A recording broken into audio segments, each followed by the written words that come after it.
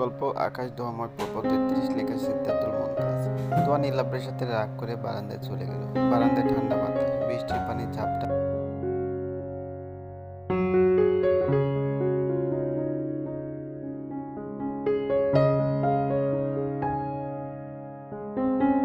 বলল আমি।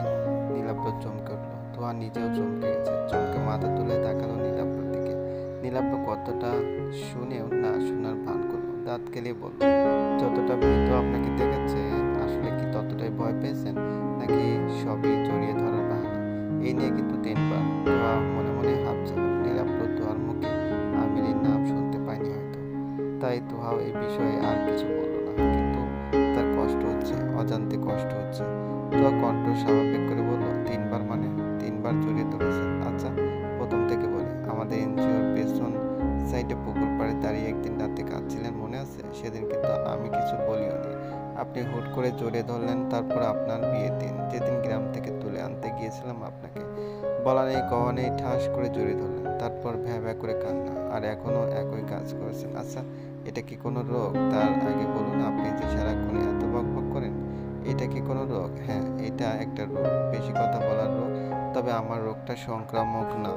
আপনারটা কি সংক্রামক? তোমার কঠিন চোখে নীলাব্রে হাসি মুখের দিকে তাকিয়ে থেকে হেঁটে চলে গেল দরজার সামনে।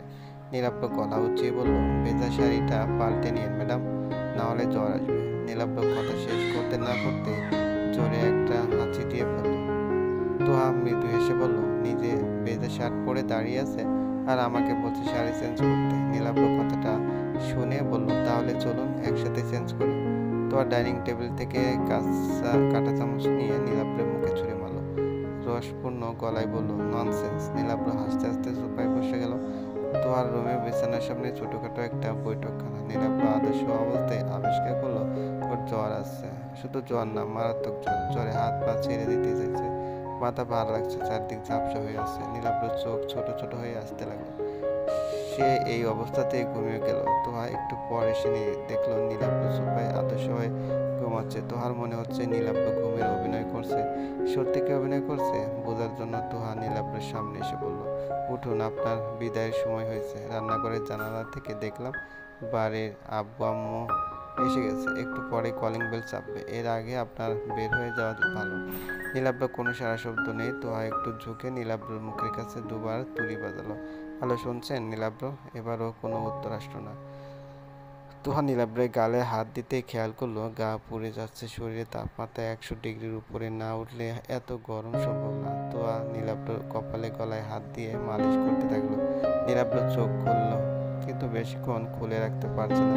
চোখ অটোমেটিক বন্ধ হয়ে যাচ্ছে। তোহা শাসন করার মতো বলল, কি দরকার ছিল বৃষ্টিতে ভিজে এত দূর আসা? এখন আপনি বাড়ি ফিরবেন কিভাবে? আপনার তো জ্বর এসে গেছে। নীলাব্র চোখ বন্ধ রেখে মুচকে আসলো। মাতাল গলায় বলল, এটা নিয়ে চিন্তা করবেন না, আমি চলে যেতে পারবো। এই অবস্থায় আমি আপনাকে যেতে দেব না। আর ভেজা শার্টটা এখনো কেন পরে আছেন? আমাকে বললেই আমি আপনাকে অন্য শার্ট দিতাম, যদিও আব্বুর শার্ট আপনার লাগবে না। কিন্তু গেঞ্জি তো লাগতো। নীলাব্র জবাব দিল না। তোয়া বলল, উঠুন। নীলাব্রকে টেনে উঠাতে চাইলে নীলাব্র হাতের ইশারায় বোঝালো সে নিজে পারবে। তোয়া ছেড়ে দিল নীলাব্রকে। নীলাব্র একা একা উঠে দাঁড়ালো। তোয়া বলল, শার্টটা আমাকে দিয়ে দিন তো, আমি আপনাকে একটা টি শার্ট এনে দিচ্ছি। বাপরে, এতক্ষণ খালি গায়ে দাঁড়িয়ে থাকতে পারবো না, আপনি আগে টি শার্ট নিয়ে আসুন। আচ্ছা ঠিক আছে। তোয়া তাড়াহুড়ো করে টি শার্ট আনতে গেল, কিন্তু জাবির সাহেবের ওয়ারড্রোব, আলমারি সবকিছুতে তালা দেওয়া। উনি চাবি কোথায় রাখে তোয়া জানে না, কখনো জানার প্রয়োজনও পড়েনি। তোয়া শাওয়ার রুমে চাবি খুঁজে পেল না। বেশ তাড়াহুড়ো করলে সবসময় কাজে দেরি হয়। আজকে ঘটনাও সেই সূত্রে প্রমাণ। তোয়া মোটা একটা কম্বল এনে নীলাব্রকে দিয়ে নিচু গলায় বলল, আপাতত এটা দিয়ে কাজ চালান। আমার কাছে বাবার আলমারির চাবি নেই, তাই আপাতত কোনো পোশাকের ব্যবস্থা করতে পারছি না। নীলাব্র অবাক চোখে তাকিয়ে বলল, এটা? তোহা বলল, তুহিনের শার্ট তো আর আপনার লাগবে না। অবশ্য আপনি চাইলে আমার শাড়ি পরতে পারেন। পরবেন? নীলাব্র মুচকে এসে বলল, মজা নিচ্ছেন? নেন নেন, আপনারে তো দিন। নীলাব্র সোফায় বসে শার্টের বোতাম খুলতে লাগলো। তো অন্যদিকে ফিরে বলল, একদমই মজা নিচ্ছি না, আমি সিরিয়াসলি বলছি। নীলাব্র ভেজা শার্ট তোহার হাতে দিল। সঙ্গে সঙ্গে সারা শরীরে শীতল স্রোত সূচের মতো গেড়ে বসলো। ঠান্ডায় নীলাব্র উহু টাইপ শব্দ করলো। তোহা শার্টটা নিয়ে বলল, সরি, কিছু খাবেন? নীলাব্র তোহার ভেজা শরীরে একবার চোখ বুলিয়ে বলল, আপনার থেকে গরম কিছু থাকলে দিন।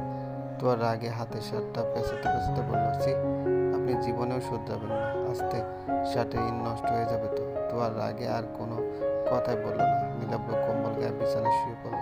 রাতে ডিনারও করেনি নীলাব্র, তোহা একাই খেয়েছে। সে আবার নিজের বিছানা ছাড়া ঘুমাতে পারেনি। জাবেদ সাহেব আর সৈয়দার লাভলের বিছানার নিচে ফাঁকা আছে। ওই খাটে শুতে গেলে তোহার মনে হয় খাটের নিচ থেকে কেউ উঠে আসবে। সোফায় ঘুমালে তোহার গাড় ব্যথা করে। আর তুহিনের বিছানা অতিরিক্ত ছোট। তোহা বাধ্য হয়ে নিজের বিছানাতে ঘুমাতে এলো। নীলাব্র অর্ধেক জায়গা দখল করে শুয়ে আছে। তোহা বাকি জায়গায় খুব কষ্ট করে শুয়ে থাকলো।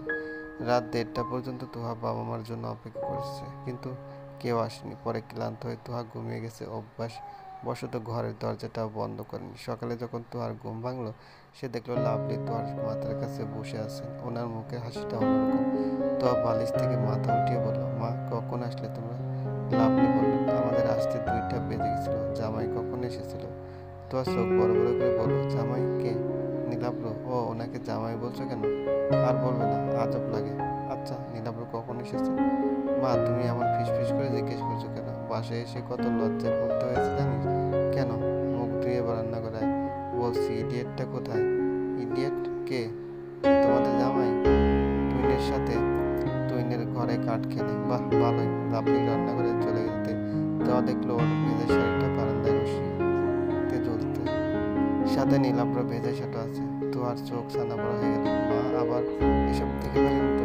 এরকম দেখলে যে কেউ আজে বাজে চিন্তা করবে। তোয়া দ্রুত শাড়ি আর শার্ট সরিয়ে ফেলল। রান্না করে যেতে দেখলো জোহরা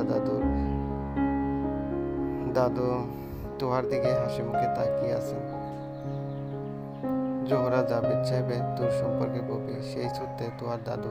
তোহা প্রথমে সালাম দিল, তারপর জড়িয়ে ধরে বলল, আপনি কখন আসলেন দাদু? জোহরা তোহার কপালে চুমু দিলেন। লাভলি বললেন, তুহিনের যে ফ্রেন্ডের বার্থডেতে গিয়েছিলাম, ওইখানে দিশারাও এসেছিল। ওদের সাথে জোহরা আন্টিকে পেয়েছে, তাই সাথে করে নিয়ে এসেছি। তোহা হেসে বলল, ভালো করেছেন মা। জোহরা মুখ গোমরা করে বললেন, বিয়ে শাদী তো কইরা পালাইলা দাদুরে ছাড়াই। না দাদু, আপনাকে ছাড়া বিয়ে করতে চাইনি, হঠাৎ করে হয়েছে, আমার কি দোষ বলেন?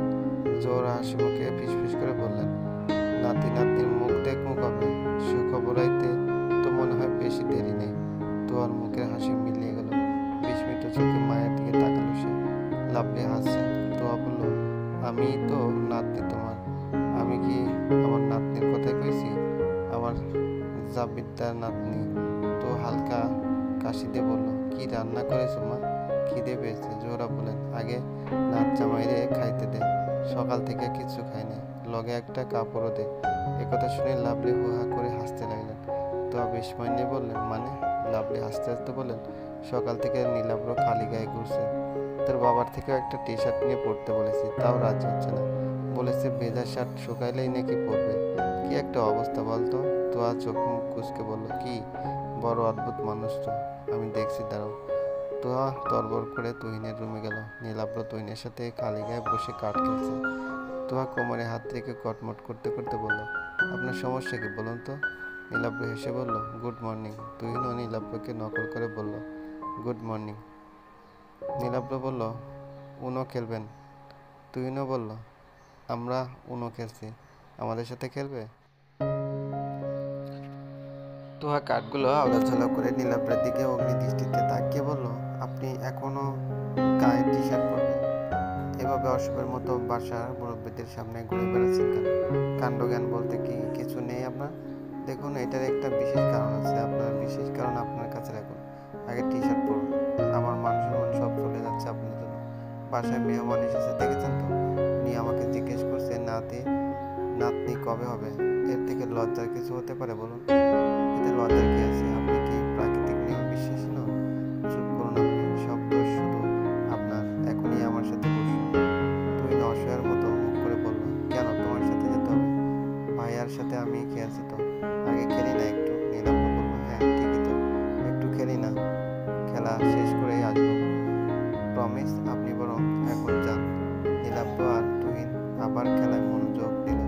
তোর সব অদ্ভুত লাগছে। নীলাব্রকে চিবিয়ে খেতে